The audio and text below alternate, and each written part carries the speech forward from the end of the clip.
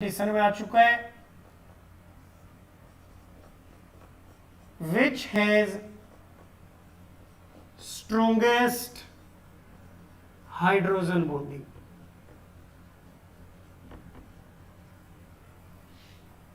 हाँ भाई, तुम्हें बताना है बच्चों किसमें सबसे स्ट्रोंग हाइड्रोजन बॉन्डिंग है।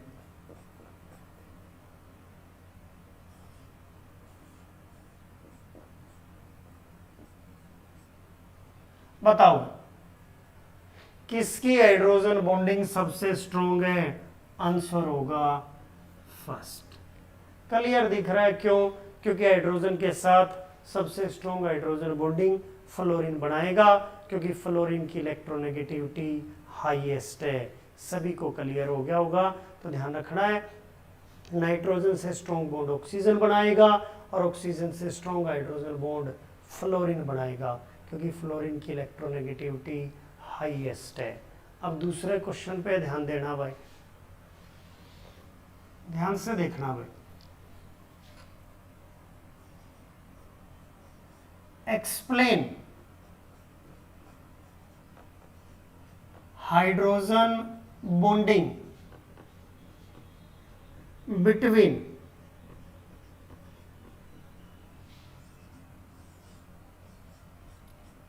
Ethyne and acetone.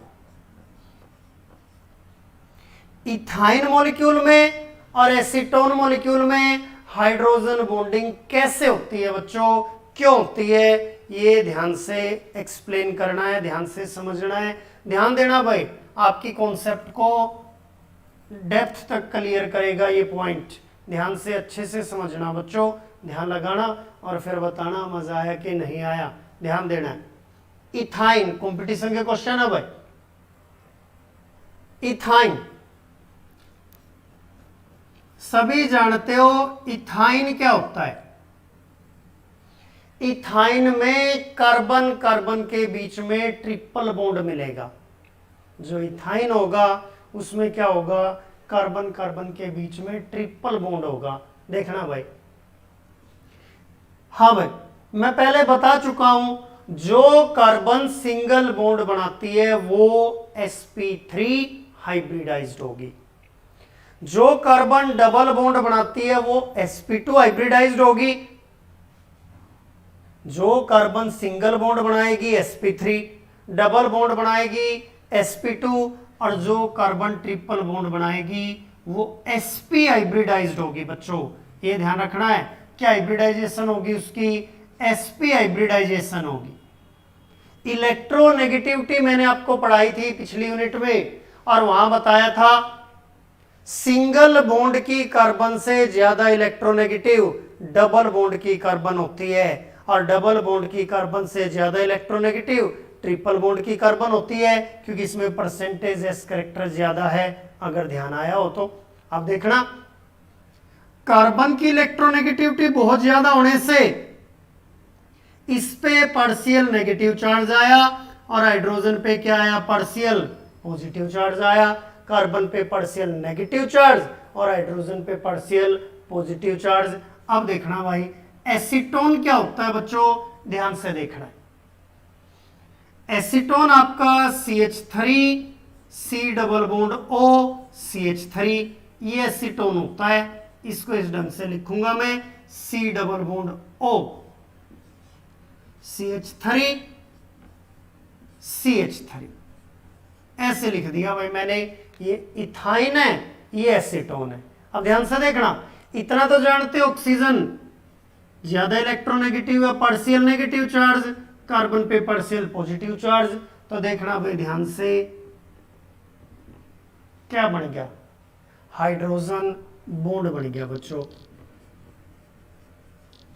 Intermolecular hydrogen bonding होगी।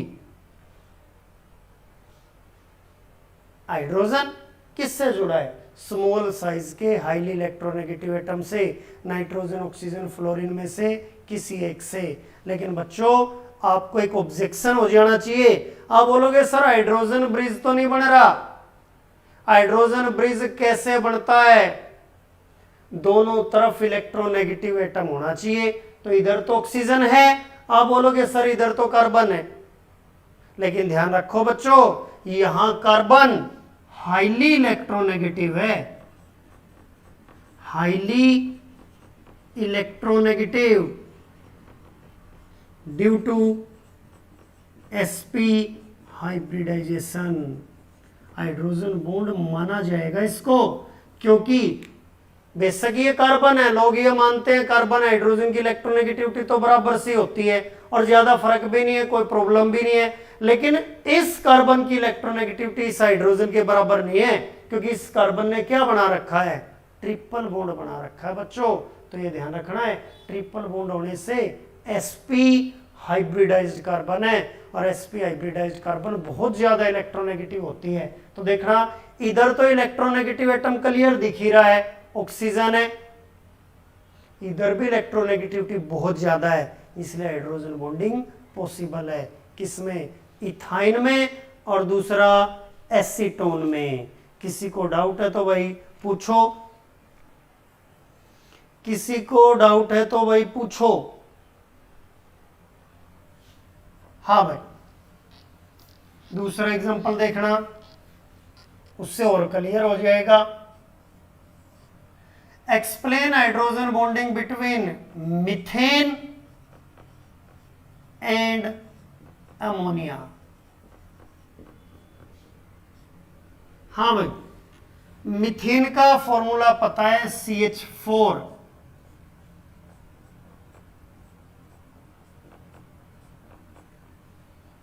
और एमोनिया NH3, हाइड्रोजन पे पार्शियल पॉजिटिव चार्ज और नाइट्रोजन पे पार्शियल नेगेटिव चार्ज। बताना भाई क्या हाइड्रोजन बॉन्डिंग हो जाएगी, ध्यान से देखो भाई, क्या हाइड्रोजन बॉन्डिंग पॉसिबल है कि नहीं है। आप बोलोगे सर हाइड्रोजन नाइट्रोजन से जुड़ गया तो हाइड्रोजन बॉन्डिंग तो होनी चाहिए, लेकिन मैंने एक पॉइंट बताया था बच्चों, हाइड्रोजन ब्रिज, मैंने कहा था टीचर्स इसको एक्सप्लेन नहीं करते और उसके बिना आप हाइड्रोजन बॉन्डिंग में फंसते हो कंपटीशन में, ये पॉइंट था वो। आप तो क्या देख लेते हो, टीचर तो क्या बताते हैं, हाइड्रोजन के पास नाइट्रोजन ऑक्सीजन फ्लोरीन में से कोई भी एक आ जाए, चिपका दो, हाइड्रोजन बॉन्ड बना दो, तो हाइड्रोजन बॉन्ड तो उस रूल के अकॉर्डिंग तो यहां भी बनना चाहिए, यहां भी बनना चाहिए। लेकिन ध्यान से देखो, हाइड्रोजन बॉन्ड को भी एक बार चेक कर लो, सॉरी हाइड्रोजन ब्रिज को भी एक बार चेक कर लो। हाइड्रोजन ब्रिज के लिए दोनों तरफ इलेक्ट्रोनेगेटिव एटम होना चाहिए, एक तरफ हाइड्रोजन बॉन्ड से एक तरफ कोवलेंट बॉन्ड से। लेकिन ध्यान से देखना, ये कार्बन तो sp3 हाइब्रिडाइज्ड है, लेस इलेक्ट्रोनेगेटिव है बच्चों, यानी कार्बन हाइड्रोजन की इलेक्ट्रोनेगेटिविटी लगभग बराबर है, ना तो इस पे पार्शियल, ना तो दोनों में से किसी पे पार्शियल नेगेटिव चार्ज आ सकता और ना किसी पे पार्शियल पॉजिटिव चार्ज आ सकता। पिछले एग्जांपल में क्या था, कार्बन sp हाइब्रिडाइज्ड थी, कैसी थी, sp, और sp3 से ज्यादा इलेक्ट्रोनेगेटिव sp2, उससे ज्यादा sp, वहां sp हाइब्रिडाइजेशन होने से कार्बन को ज्यादा इलेक्ट्रोनेगेटिव माना था, कार्बन पे नेगेटिव चार्ज आ गया था, हाइड्रोजन पे पॉजिटिव। लेकिन ध्यान से देखो, यहां तो कार्बन sp3 है, तो आप बोलोगे hydrogen bonding is not possible between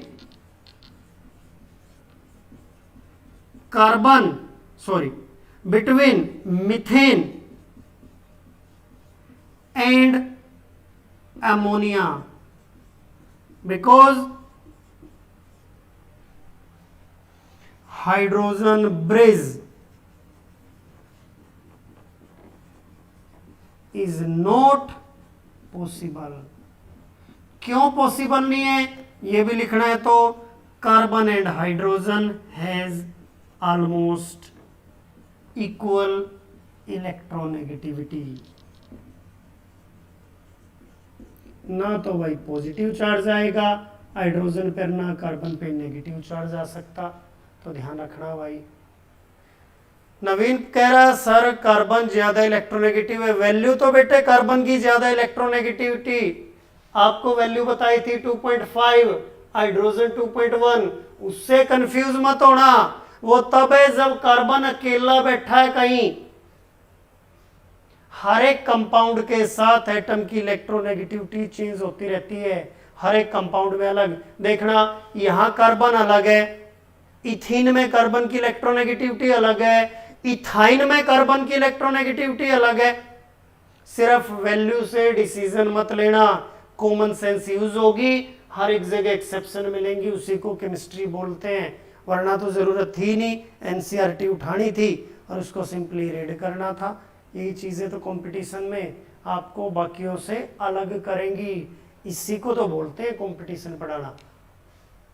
सिर्फ वैल्यू देख के डिसीजन मत करना, वैल्यू चेंज होती रहती है। अभी अभी तो एग्जांपल दिया, यहां कार्बन को मैं लेस इलेक्ट्रोनेगेटिव बोल रहा हूं और इथाइन में मैंने मोर इलेक्ट्रोनेगेटिव बोला था क्योंकि वहां sp हाइब्रिडाइज था। इसका मतलब वैल्यू 2.5 लेके तो काम चलना नहीं। अगर हर बार वैल्यू 2.5 ही लेनी होती कार्बन की तो यहां भी बराबर मिलती और पिछले एग्जांपल में भी बराबर मिलती। समझ गए भाई, ये ध्यान रखना है बच्चों। आप ऐड देखते हो, कोई भी बाइक खरीद के लेके आते हो, उस पे लिखा होता है 90 किलोमीटर पर आवर की एवरेज देगी। कभी भी देख लेना एडवर्टाइजमेंट, फिर स्टार लगा के छोटी छोटी लाइनें लिखी होती हैं। आप एलईडी स्क्रीन पे बहुत पास आके देखना, तब दिखेंगे आपको। उसमें क्या लिखा होता है कि भाई ये जो एवरेज है ये आइडियल कंडीशन में। आइडियल कंडीशन क्या होती है, लैब में 2 टायर लगाएंगे और एक इंजन लगाएंगे और तब एवरेज मेजर करेंगे ना, वहां पे कोई फ्रिक्शन होता। वो टायर की रोटेशन गिनेंगे और उससे डिस्टेंस कैलकुलेट करेंगे। आप ऑन रोड लेके जाना इसको, 90 से सीधा 50 किलोमीटर पे एवरेज आ जाएगी और 2 बैठा के फिर चलाना 50 से 40 किलोमीटर आ जाएगी। 90 तो वो कभी लाइफ में एवरेज देगी नहीं। समझ गए भाई, तो वो वैल्यू 2.5 एक्सपेरिमेंटल कंडीशन में है। जब कंपाउंड बनाओगे एक्चुअल कंडीशन में कुछ और आती जाएगी वैल्यू। ये बात मेरा बोलने का मतलब है। अभी अभी एग्जांपल दिया, यहाँ कुछ और है वहाँ कुछ और थी। और चलो भाई फिर एक लास्ट एग्जांपल और इसी बात पे दे देता हूँ और कंसेप्ट क्लियर हो जाएगी, थोड़ा सा कंफ्यूजन होगा। लास्ट है भाई लिखना, between chloroform and acetone. Yes और नो में आंसर देना भाई। क्लोरोफॉर्म और एसीटोन में हाइड्रोजन बॉन्डिंग बनेगी कि नहीं बनेगी, फॉर्मूला लिख देता हूं, CHCl3। ये तो है भाई क्लोरोफॉर्म, पता भी होगा बच्चों, 10th में पढ़ा होगा। क्लोरोफॉर्म हो गया भाई, 3 क्लोरीन 1 हाइड्रोजन और ये एसीटोन हो गया, मैंने अभी अभी बताया था आपको।